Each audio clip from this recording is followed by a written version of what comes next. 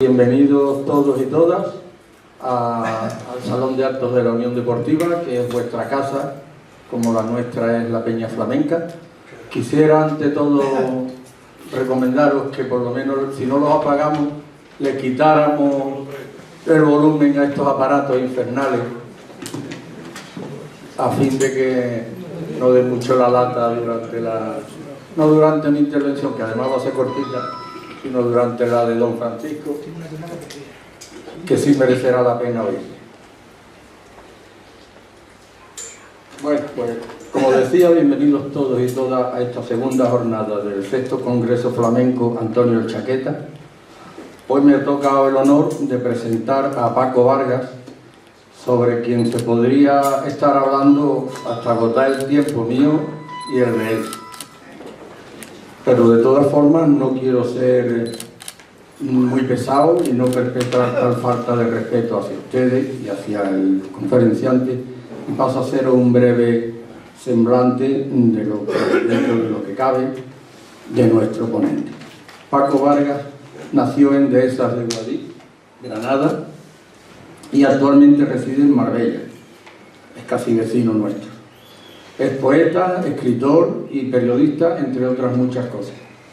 Editor y director de la revista digital aticolizquierda.es. Colabora habitualmente en diversos medios de comunicación escritos y hablados, y habiendo publicado innumerables artículos sobre distintos temas. Es Premio Internacional de Periodismo, profesor en los cursos de verano de la Universidad Internacional de Andalucía, UNIA. Ha impartido conferencias en Andalucía y en Marruecos, así como seminarios sobre la memoria histórica del flamenco. Es director del curso de verano El Flamenco en los umbrales del siglo XXI, con sede en Ronda, y profesor de los cursos Málaga Cantaora e Iniciación al Flamenco, de la Cátedra de Flamencología de la UMA. Es Premio al Mérito Educativo de Andalucía, miembro del jurado de concursos de investigación y ensayo flamenco, poesía, cante, toque y baile, y de su extensa obra literaria, cuya relación pormenorizada haría interminable esta presentación. Cabe destacar los poemarios Poesía para Pobres, A Contracorriente, Poesía Vivida, Ocanajimia, La Luz nos espera, El placer del fracaso o Última Soledad. Creo que me deja unos cuantos en el tintero, ¿no, Paco? Sí, seguro. Pues, nos decía, ha escrito también numerosas obras sobre temática flamenca, como Juan de la Loma, Memorias apócrifas de un cantador mijeño, Solera de Jerez, La mujer que soñaba el baile, El flamenco va al cole, El flamenco en Málaga, Historia y actualidad de sus cantes y sus artistas, o Enrique Morente, Malgré la nuit, biografía. Ha publicado 3 novelas, que yo sé: El diario de un hedonista, Como una luz encendida, y Una historia de amor inesperada, que creo intuir que eso nos remite a una historia de amor desesperada, la inolvidable canción de Triana, compuesta por Jesús de la Rosa. ¿Me equivoco? Y completa en su faceta como escritor los libros de cuentos y artículos Cartas a Blau, Cartas a Tango, La luz poseída, 16 cuentos para leer en cualquier sitio y Miradas, selección de artículos. Igualmente tiene un blog web cuya dirección es https://aticoizquierdaflamenco.blogspot.com. Sin más, no os doy más la tabarra y le paso la palabra y el micro a Paco Vázquez.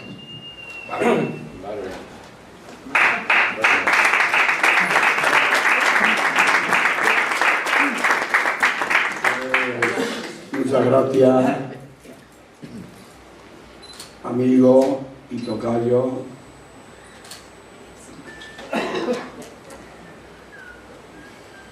Gracias que hago extensivas a Enrique Morales, que fue parte de Somos Amigos y conocidos desde hace muchos años, muchísimos años. fue el primero que se puso en contacto conmigo desde la Peña Flamenca, desde la federación que preside. Y desde luego, gracias a todos ustedes, amigas y amigos del flamenco, por estar aquí esta tarde y escuchar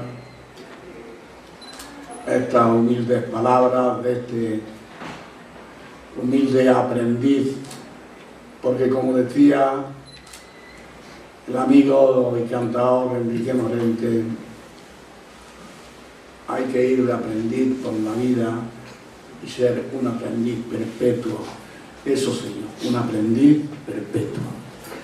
Hoy, y precisamente en este congreso que lo titula y lo preside Antonio Fernández Santos de los Santos Chaqueta, una institución no solamente aquí en la línea, sino en el mundo flamenco andaluz, campo gibraltareño y del corazón de todos los que amamos este arte. Antonio Chaqueta, como el cantador del que vamos a hablar a continuación, fue un ilustre olvidado.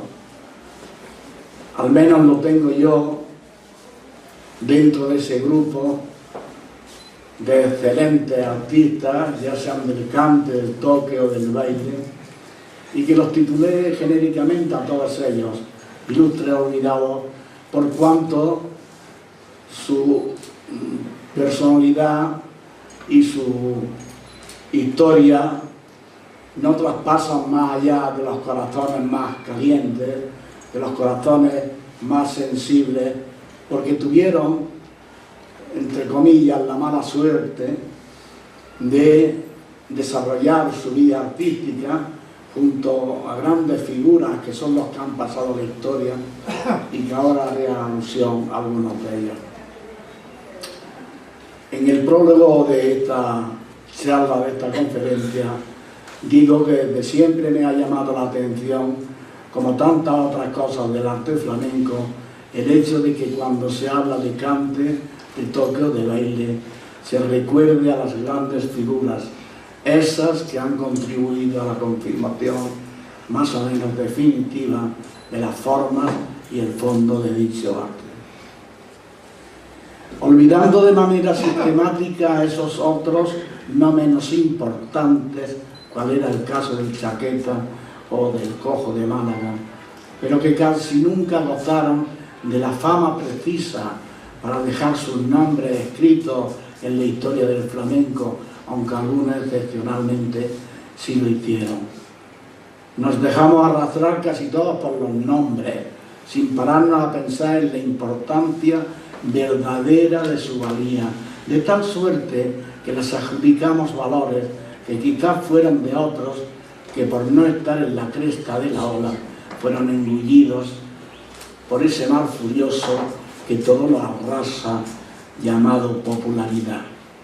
Raramente, en ocasiones contadas, el aficionado, el estudioso, el comentarista o el crítico se para a realizar un estudio analítico serio y profundo de la vida y de la obra, sobre todo de la obra del artista en cuestión, con el fin de esclarecer los elementos esenciales y definitorios de sus cualidades artísticas y de su verdadera contribución a la recreación o evolución e influencia difusora de determinados cantes o palos flamencos.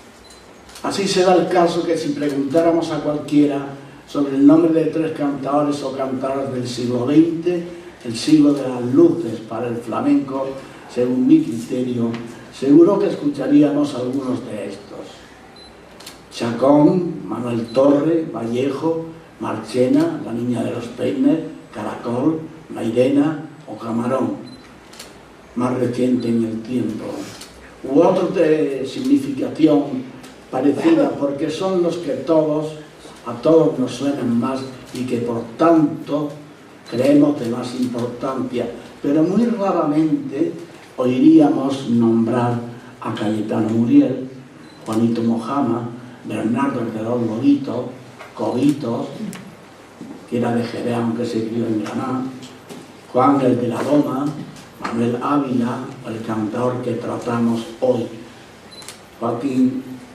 José Soto, Vargas Soto, el Cojo de Málaga.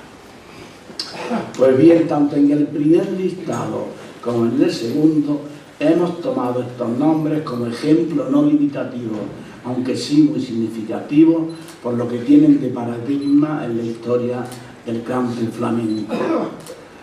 Así podemos citar a Cayetano Muriel, el niño de Cabra, que gozó en vida de un cierto prestigio, pero no de fama.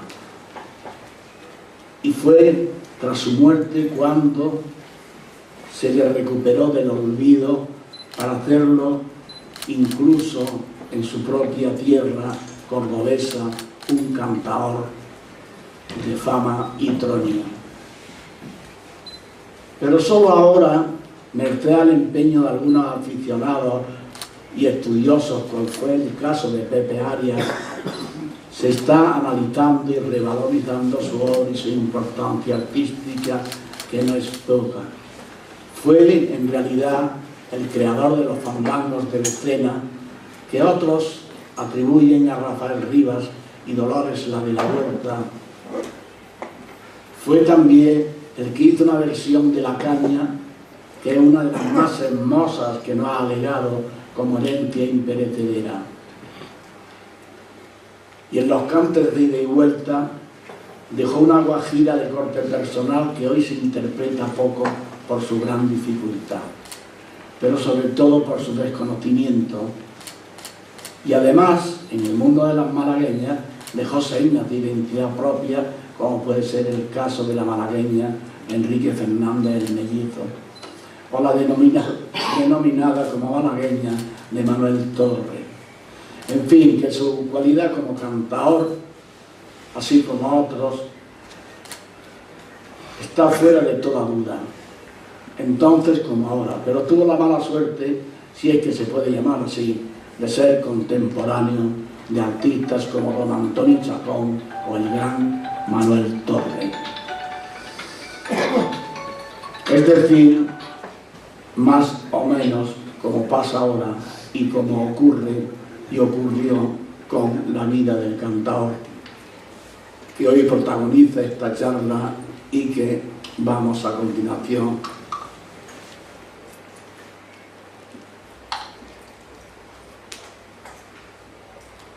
a dejar algunas pinceladas de su vida y de su obra,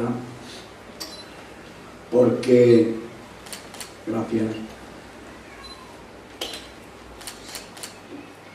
tan azarosa fue su vida y tan grande su obra que necesitaríamos varias horas o quizá más tiempo aún para completar su trayectoria.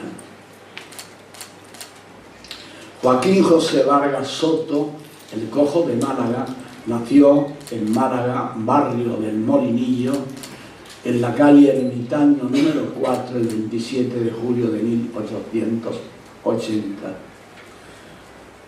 Nació, por lo tanto, en la última decena del siglo XIX, que es cuando empieza a gestarse el verdadero flamenco y los grandes artistas de nombres que perduran el tiempo y nos traspasan. Fue hijo de José Vargas y de Dolores Soto. Y a los pocos años, muy pocos años de haber nacido, sufrió una poliomielitis que le dejaría como secuela una cojera ostensible que lo obligaría a usar muleta el resto de su vida. De este defecto físico y del lugar de nacimiento tomaría su nombre artístico, el Cojo de Málaga, que no siempre fue el mismo. Pues al inicio de su carrera fue conocido como el Cojo de las Marianas, por mor a su afición a cantar la Mariana, muy del gusto del respetable por aquella época, que junto al cante por bulería componían esencialmente su repertorio preferido en las fiestas donde era requerido para actuar. Su vida artística, como es natural, comienza en Málaga, aunque de manera muy incipiente. Sería pues a partir de la estancia en Linares, que es la segunda localidad que él visita después de su tierra de nacimiento, donde conoce a dos taranteros de fama, el Grillo y el Sordo, cuando de verdad se puede comenzar a hablar de profesionalidad, entendiendo como tal la plena dedicación al cante, pues en aquella tierra de mineros, cuando entonces en pleno auge, es donde aprende la base de lo que después sería su gran patrimonio artístico, los cantes propiamente mineros, que junto al equipaje cantaor que llevaba de Málaga, constituiría su aval más preciado para entrar en el mundo artístico flamenco de la época. De los citados cantaores y de otros aprendería tarantas y formas cantadoras que desarrollaría durante un corto espacio de tiempo en el café de Don Crístulo. Hay que decir que Joaquín, así lo certifica y lo aclara él en diferentes entrevistas que se le hicieron entonces, era, para entendernos, un judío de mal asiento. No fue hombre que se asentara junto a su familia ni siquiera en la capital malagueña, pues siempre anduvo aquí para allá, de tal modo que recorrió prácticamente toda España, ya fuera como cantador menos conocido o como cantador famoso. Así, con 24 años, vino aquí a la línea de la Concepción y formó compañía junto a José Maya Cortés, José de la Luz, cantador y bailador de Linares, y los guitarristas El Gordo y Luis el Pavo.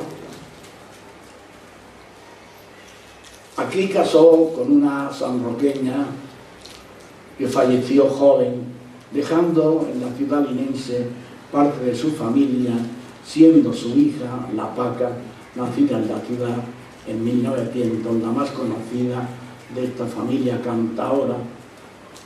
Al Cojo de Málaga se le organizó un espectáculo benéfico a raíz de una grave enfermedad que le tuvo ingresado un largo tiempo en el hospital municipal linense. Cuentan que en la línea de la Concepción el cantador malagueño formó compañía flamenca con José de la Luz, el Gordo, y Luis el Pavo, y una vez consolidado el espectáculo en los escenarios de la ciudad, lo presentaron en Madrid en el Café del Pavo.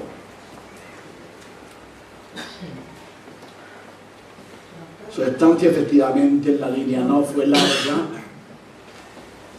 puesto que la muerte prematura de la primera mujer que conocemos, con la que estuvo casado y la que fue madre, entre otros, de la más famosa y conocida como la Paca, pues lo lleva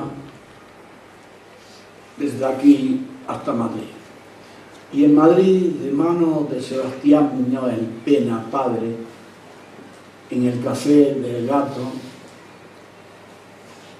empieza a cantar de nuevo. Poco después se va a Sevilla, conoce a la bailadora Carmen Núñez Porras, con la que contrae matrimonio y con la que llega a tener 5 hijos, de los cuales solo le sobreviven 2, siendo su hijo Miguel el que, tras dejar su trabajo en el periódico La Vanguardia de Barcelona, se trasladaría a Málaga a regentar durante algún tiempo una taberna conocida como La Taranta, nombre sin duda puesto en honor de su padre.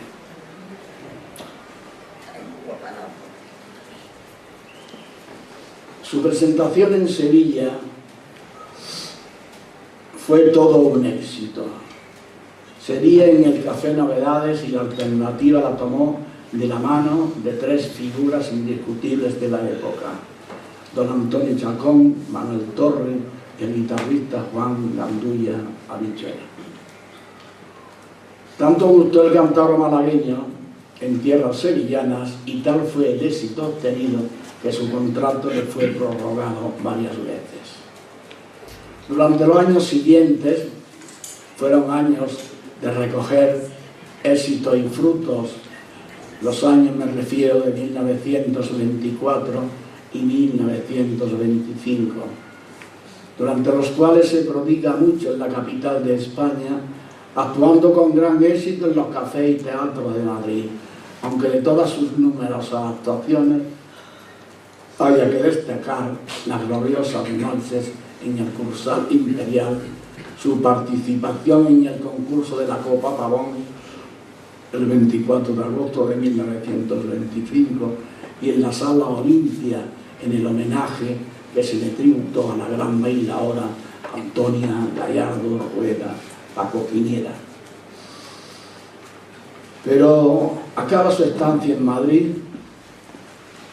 y de nuevo vuelve a Sevilla, donde había dejado tan excelente recuerdo como cantador, y allí empieza a actuar en distintos lugares con motivo de la exposición iberoamericana. Y una vez que da por finalizadas sus actuaciones en la capital andaluza, se traslada a Barcelona en compañía de su familia, donde estuvo cantando con notable éxito durante algunos años. Pero 9 años después de su llegada a Barcelona, muere de hemorragia cerebral en su domicilio de la calle Cires 13, primero, segunda, a las 13 horas del día 14 de agosto de 1940. A grandes rasgos, así podríamos resumir la azarosa vida de Joaquín Vargas Soto, el Cojo de Málaga. Pero yo siempre he sostenido y sostengo que de un artista flamenco lo que nos interesa esencialmente es su obra, porque en la obra de un artista, de un cantador en este caso, está su herencia, están sus enseñanzas y está, en definitiva, lo que fue o dejó de ser. De este disco que le produje en 1999, El Cojo de Málaga, reconstrucción histórica, cuya portada de carácter surrealista es obra de la pintora Mar y Luz, que está aquí con nosotros sentada. Como digo, de este disco estudié y voy a hablar de algunos cantes, no todos. El disco recoge 23 cantes distintos que van desde 1921 a 1927 y donde recoge y canta pues prácticamente todo lo que era su obra, que fue amplia, fue larga y fue intensa.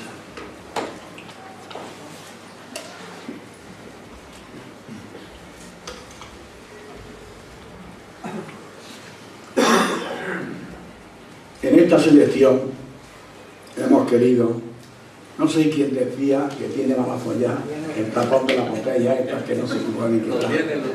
Pero es verdad. Le escuché el otro día en la televisión que se quejaba amargamente de que cada vez que le ponía una botellita de agua cuando iba a dar una conferencia, una charla, pues tenía esas dificultades. Como decía, de ahí, del disco, que es su obra, y que es, junto con otro que hizo Pepe Blas Vega, la única obra, especie de antologías, que se le recogieron de su obra discográfica, hemos hecho una selección de cantes, que en este caso van del 21 al 27. Pero sobre todo las que están entre el año 1921 y 1924 son quizá las mejores piezas flamencas que grabara Joaquín el Cojo de Málaga. De esta manera reivindicamos la memoria flamenca, la creatividad y la estética cantadora de quien estamos convencidos tanto influyó en la conformación y posterior desarrollo de muchos cantes, algunos atribuidos a otros sin más base que la falaz tradición oral, cuando no usurpados descaradamente, en tanto que no se les reconocieron como propios algunos tan evidentes que tan solo con echar mano de los documentos escritos o sonoros hubiera sido suficiente para hacerle justicia histórica. Esta obra, que es su obra, entre otros objetivos, tiene que hacerle esa justicia histórica. A la hora de hacer la selección de los cantes que vamos a escuchar, no todos por supuesto, por no alargar la exposición más de lo debido, hemos procurado dar la mayor información posible, incluyendo el sello discográfico, la clave y el número, el año de grabación, el nombre original del cante o cantes interpretados, un verso identificativo de la letra cantada, el nombre del guitarrista acompañante y el nombre real, según nuestro criterio, del cante o cante interpretado. Aclaro esto porque cuando se grabó en los principios del siglo XX, sobre todo y posterior hasta bien entrado al siglo XX, los créditos estaban en muchísimas ocasiones equivocados. Las casas de discos, las piraterías, no entendían de flamenco, ni sabían, ni tenían especialistas entre su personal para dilucidar y diferenciar entre un cante y otro.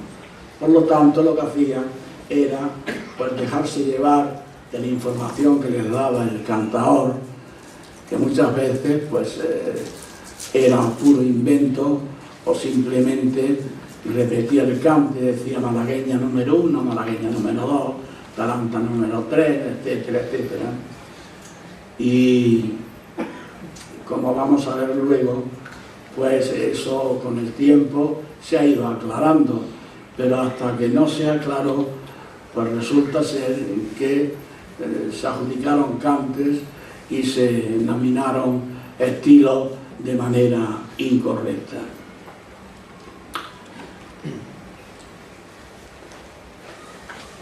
Ese era uno de nuestros objetivos, que creo que lo hemos aclarado, y dejar estos cantes para aquellos aficionados, estudiosos o críticos que estén en manos de ellos, lo más fiable posible en lo que significó y transmitió el no por desconocido más grande de los cantadores malagueños del siglo XX, Joaquín José Vargas Soto, el Cojo de Málaga.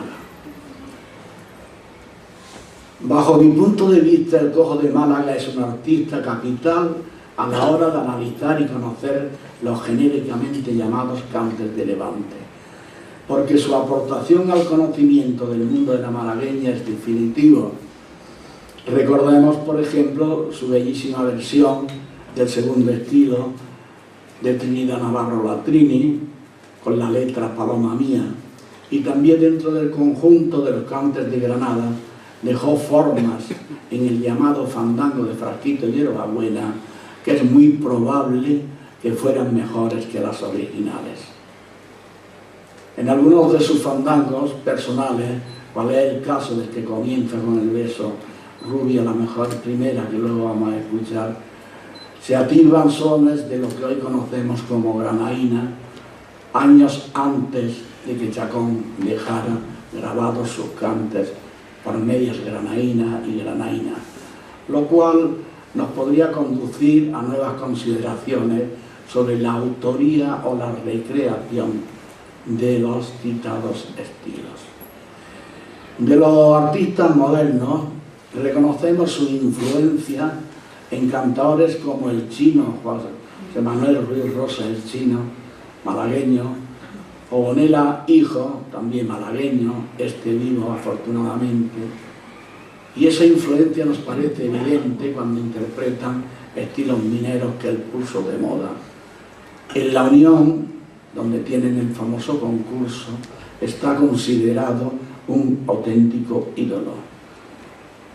Y el veterano ya muerto, el cantador Manuel Ávila, me consideraba un ídolo y recreó una murciana, así llamada por él, a partir de la adjudicada al propio Cojo. Sin embargo, su influencia es definitiva en la recreación y construcción de los cantes mineros. Pues a él debemos una taranta levantica, una murciana y algún estilo propio de taranta que junto a su propia versión de la cartagenera son hoy la base primordial de la estructuración definitiva de estos cantes, pues definen la personalidad cantaora del que hay que considerar como uno de los grandes del siglo XX. Reivindicamos así la memoria flamenca y la creatividad del Cojo, pues aunque él no se los adjudicó, gran parte de los cantes que nos dejó grabados eran de su propia creación o recreación.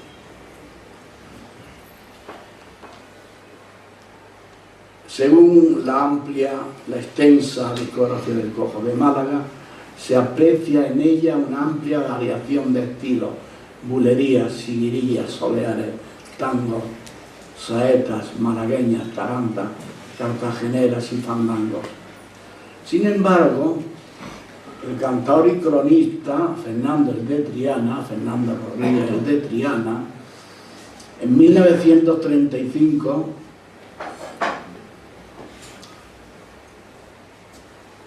emitió este juicio sobre su personalidad artística.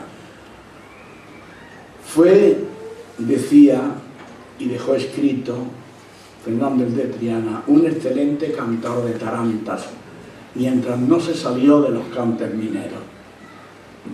Después se dedicó a renovar sus creaciones, no teniendo suerte, pues arregló lo nuevo y original con cantes ya conocidos y poco a propósito para su voz, por lo cual dejó de interesar al público y a los aficionados. Si el Cojo de Málaga no hubiera abandonado sus cantes primitivos, a pesar de ser puramente mangurrinos,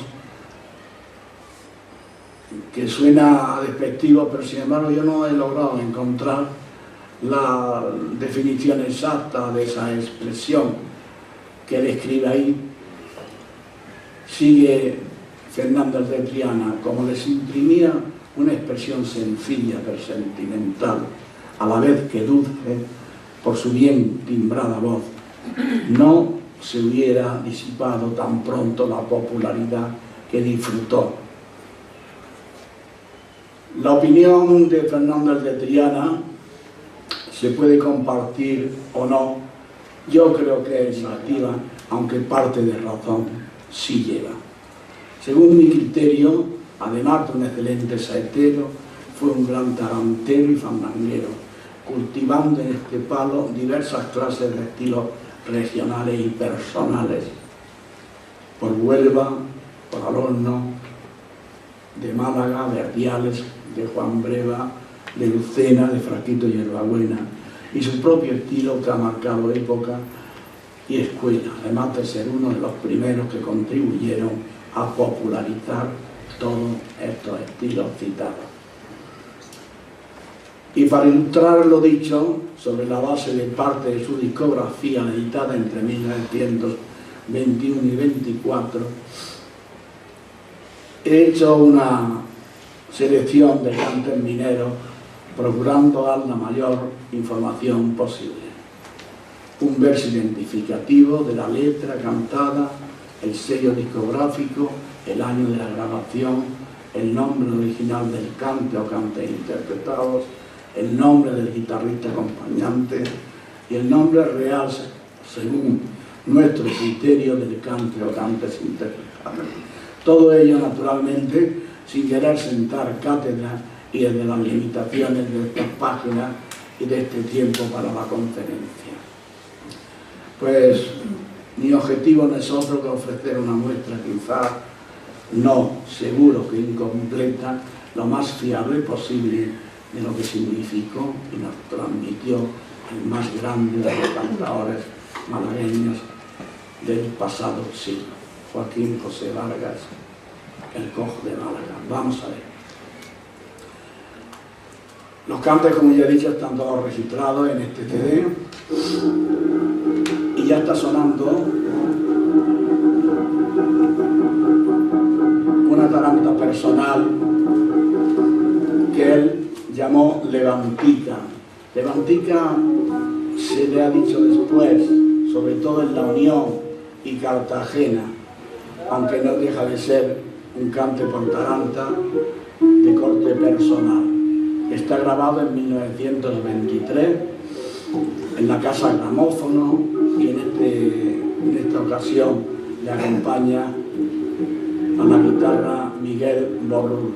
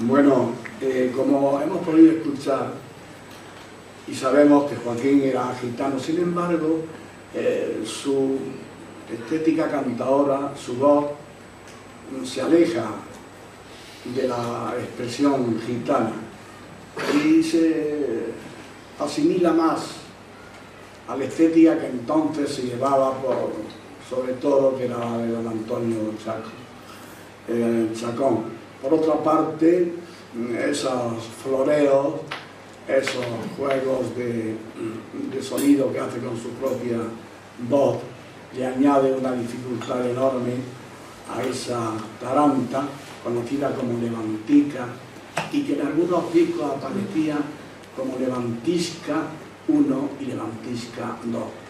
De ahí lo que les citaba antes, que las casas de discos pues se equivocaban con muchísima frecuencia a la hora de nombrar los estilos. Lo que vamos a escuchar ahora son dos fandangos personales, personalísimos, y en ellos vamos a reconocer el cante por granaínas. Y ya hemos dicho antes que se grabaron pues 4 años antes que lo grabara Chacón, el canto por granaínas. El Cojo de Málaga, en su andanza flamenca, conoció en Granada a un excelente aficionado, a Francisco Gálvez, Frasquito Hierbabuena. Frasquito Hierbabuena era un personaje que todavía hoy se le recuerda en Granada.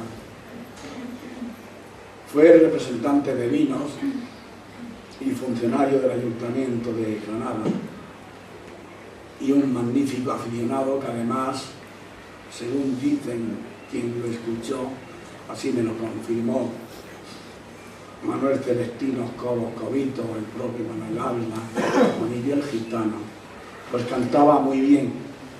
Pero Frasquito era un aficionado puro, de tal modo que él organizaba la fiesta, él la pagaba, él cantaba e invitaba a los amigos. Tan especial era y tan generoso y tan raro, si así se nos permite, este hombre, que pudiendo haber grabado, no lo hizo. Y no lo hizo porque después de ir a Barcelona, que es donde, junto con Madrid, el lugar donde había casas de discos donde se podía grabar, porque los amigos le insistían muchísimo. Hombre, Frasquito, tú tendrías que ir y dejar esa voz grabada porque tú lo haces muy bien. No, hombre, yo no, porque yo no me dedico a esto, yo no vivo de esto y total. No, me parece interesante. Por fin lo convencieron y después de una semana volvió a Granada. Y estaba todo el mundo esperándolo, expectante a ver qué es lo que les contaba Frasquito de su experiencia discográfica. Y les dice, pues al final no he grabado. Pero hombre, ¿cómo es eso? ¿Cómo te ha venido sin grabar? Y dice, sí. ¿Y por qué? Dice, pues nada, le citaron en la casa de discos, dice, a las 10, a las 11 de la mañana, que tú verás si son esas horas de cantar. Y en eso ya estaba todo preparado, el guitarrista ya afinado, y te aparece el director de la casa, y te un inglés amplio, rubio, una cara de mala follada, horrorosa. Y me dije a mí mismo, ¿yo qué le voy a cantar a este tío? Se levantó y se fue y se vino sin grabar. Pues de este Frasquito Hierbabuena, el Cojo gozó de su amistad mucho tiempo, y de él yo creo que aprendió estos fandangos que vamos a escuchar ahora.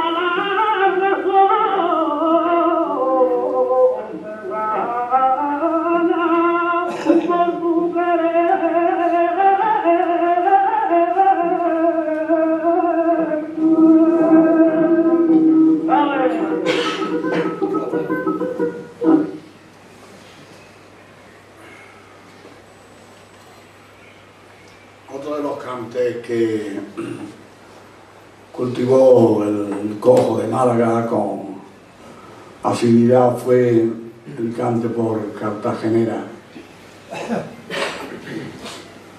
Y él las hacía no como don Antonio Chacón, sino más basadas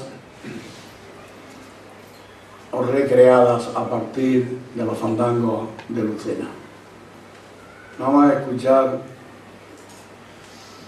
este cante por cartagenera.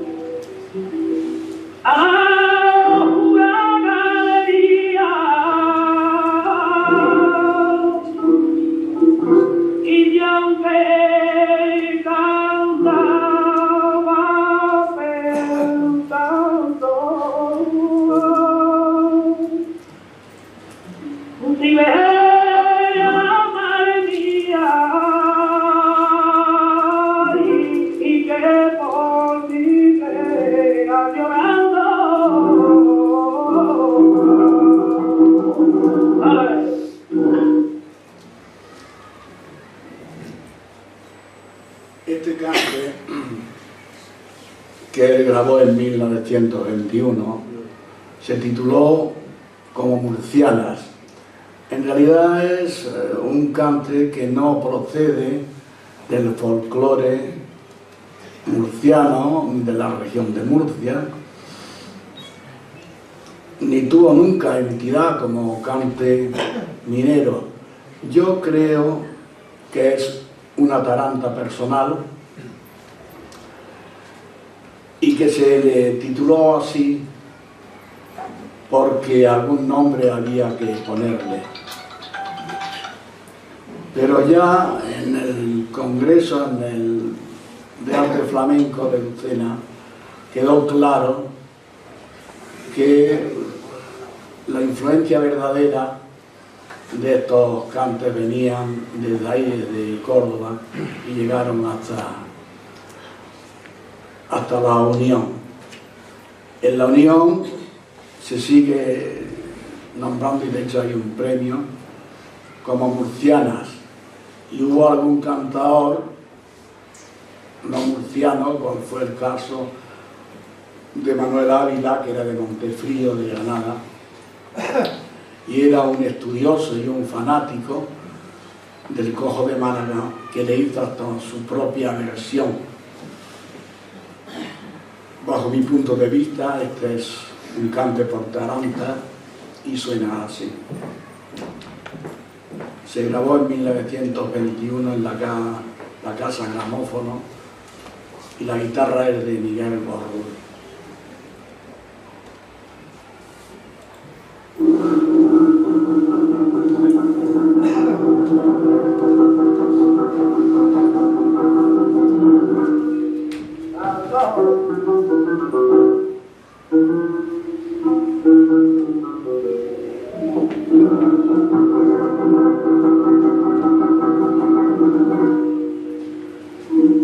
Ay,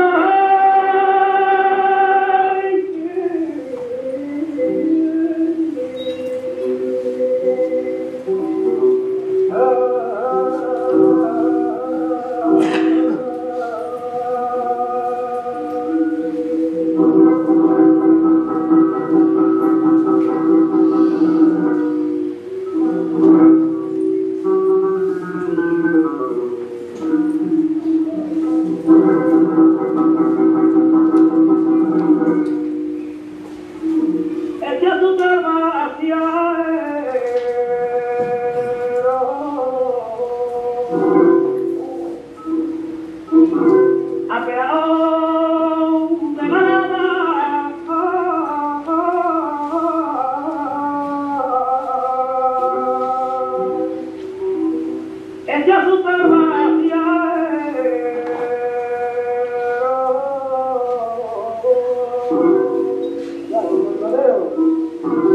y la venancio por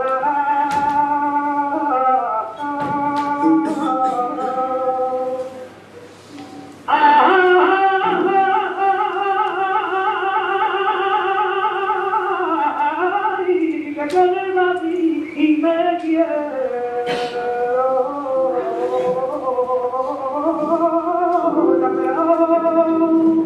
de la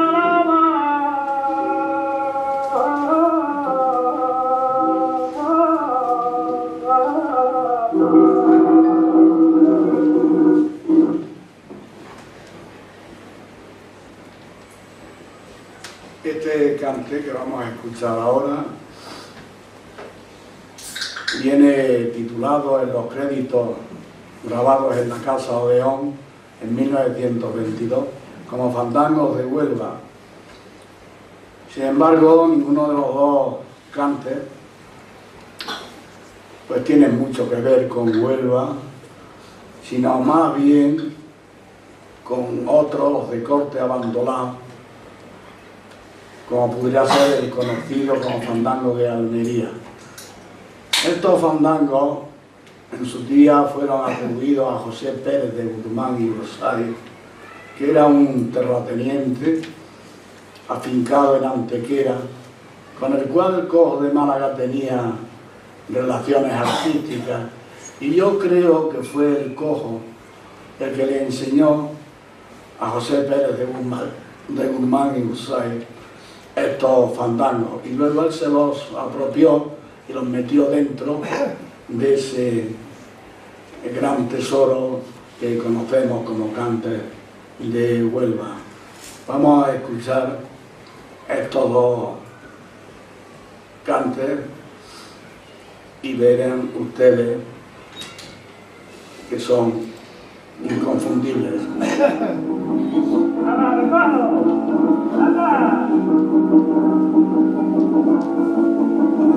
Muy complicados de ejecutar.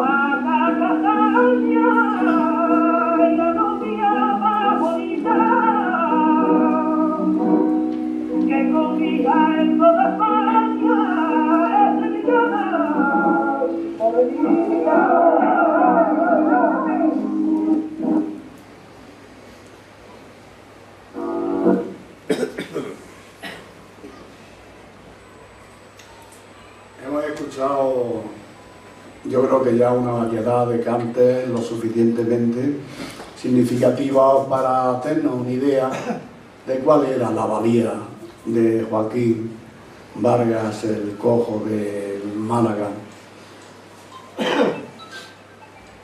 Pero él, como cantador, además de un magnífico intérprete, pues fue creador o recreador de cantes, sobre todo los referidos a los cantes mineros. Esta taranta, que es muy conocida, La grabó en 1922 y es una taranta personalísima, grabada por primera vez un año antes en la casa Gramófono, con el mismo guitarrista, es decir, con Miguel Borro. Vamos a escucharla. Se titula Como la sal al guisar.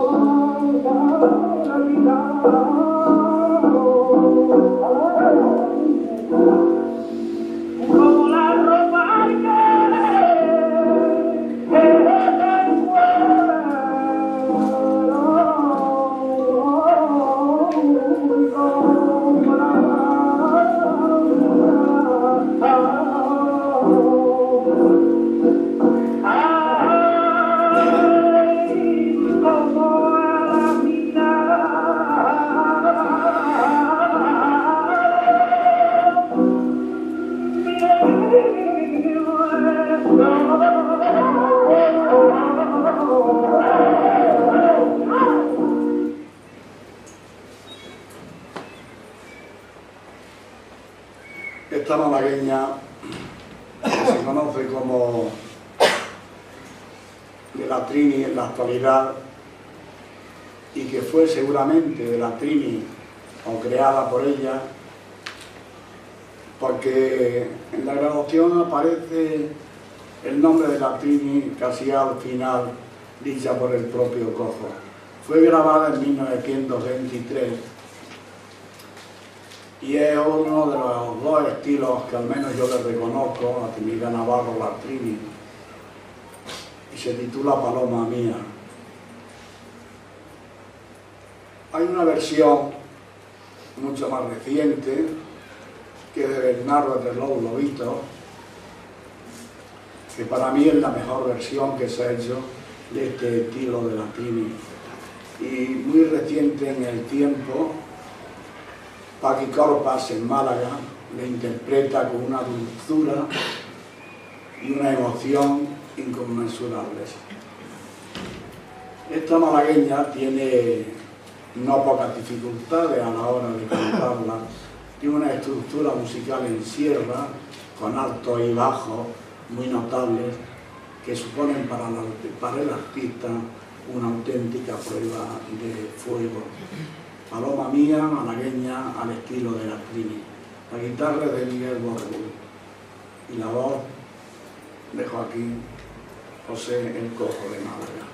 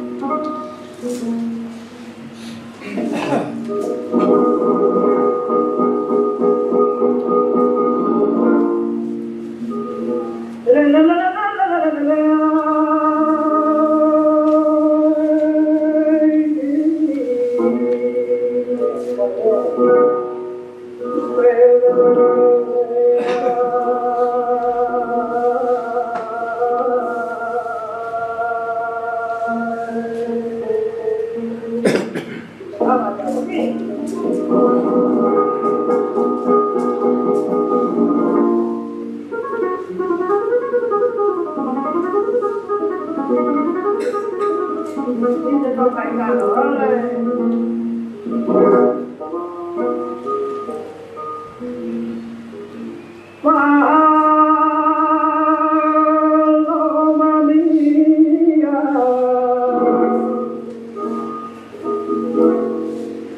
yo recuerdo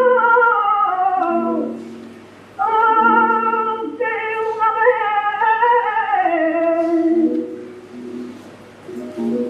una vez fui de la paloma mía.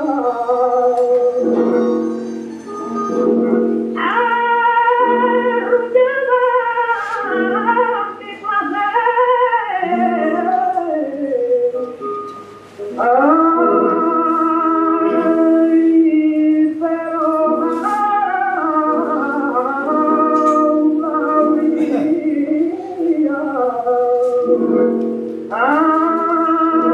ay, ya acabó nuestro querer.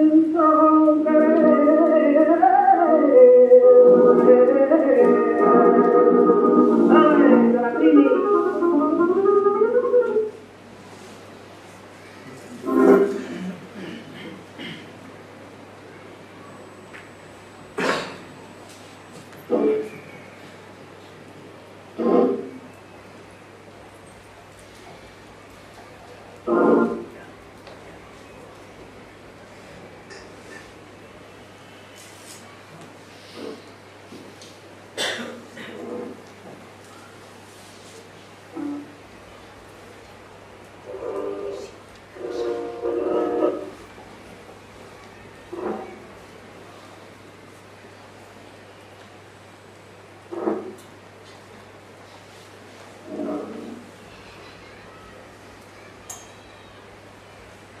Bueno, y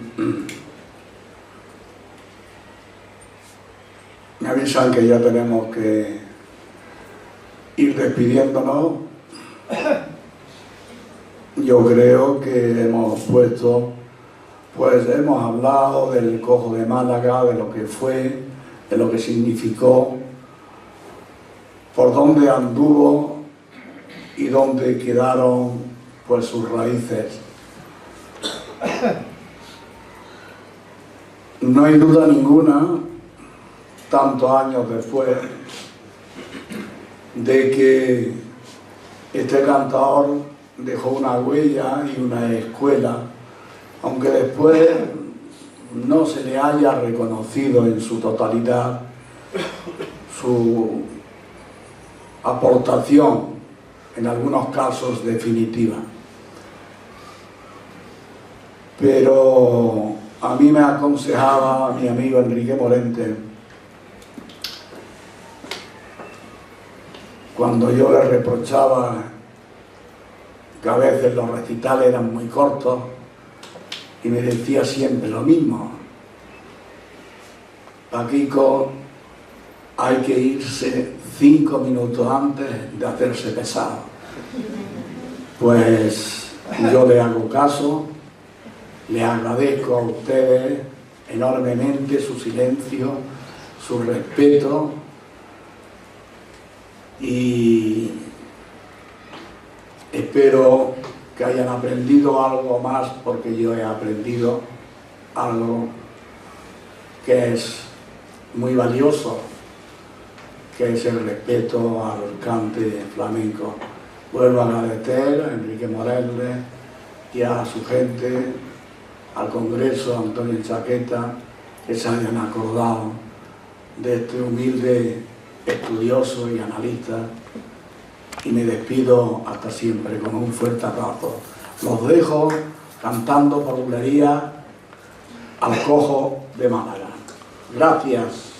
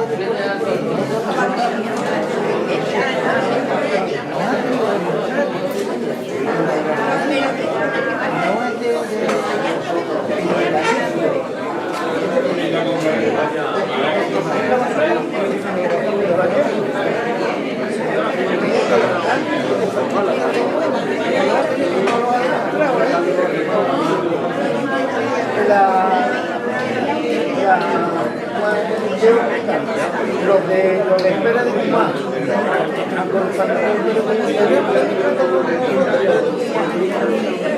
que son de frasquito y de huevo por acá. Nerviosa.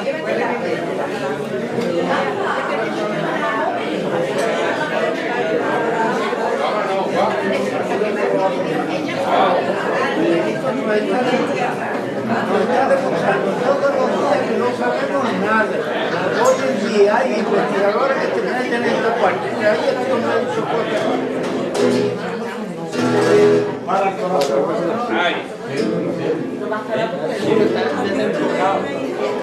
Dale para pasar la foto. Dale pasar la foto.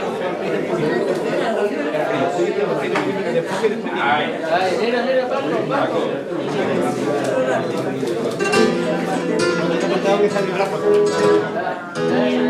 Espero que ella se lo mire.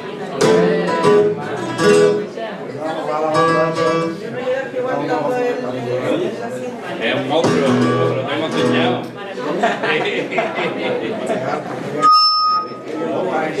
Ay.